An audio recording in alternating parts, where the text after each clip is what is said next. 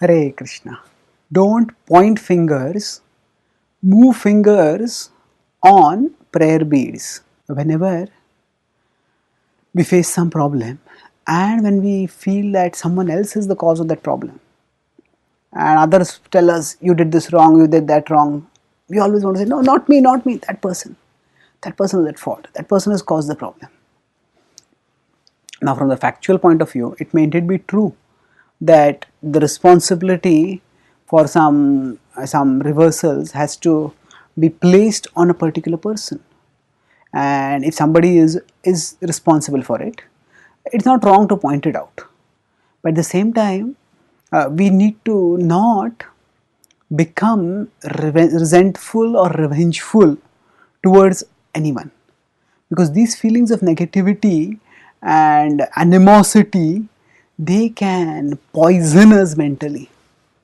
Ultimately, we want to purify our consciousness. Our happiness, it depends not on how we are able to get back at others.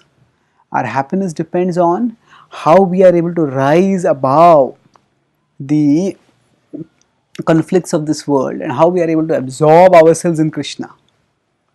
To the extent we can become deeply absorbed in Krishna, to that extent we will be able to march forwards and we will find inner satisfaction, and with that inner satisfaction we will also be able to make constructive outer contribution.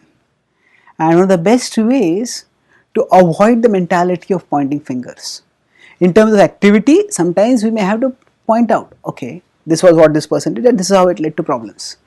But the idea of pointing fingers is that we want to wash off all responsibility ourselves, and we want to we not only want to pin the blame on others, but we also delight in pointing out the faults of others. The Bhagavad Gita in the 16th chapter says, while describing the qualities of the godly people from 16.1 to 3, it states that apaishunam is a quality of those who are godly. Abhayam sattva samshuddhir jnana yoga vyavasthiti danam damascha yajnascha swadhyayastapa arjavam ahimsa satyam akrodhas tyagah shantirapayishunam daya bhuteshvalo luptam mardavam hrirachapalam. So 16.1 and 2, that says tyagah shantir apaishunam. So apaishunam is aversion to fault finding. So that is a characteristic of the godly. And one of the best ways to cultivate this godly quality is by trying to go close to God. The same fingers with which we point at others, we can use those firm fingers to go towards God. We can move the fingers on prayer beads. By praying to Krishna, by seeking to connect with Him, now we will be able to break through the dam that causes mental choking because of resentment or vengefulness. And we can move beyond this, and we can find constructive ways to go through grow through those situations.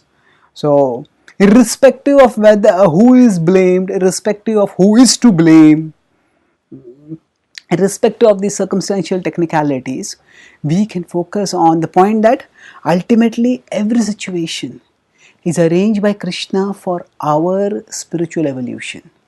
And if we respond positively, if we respond with a humble, determined service attitude, we will be guided from within to act in a way that helps us to grow. So rather than pointing fingers, we can move the fingers on our prayer beads.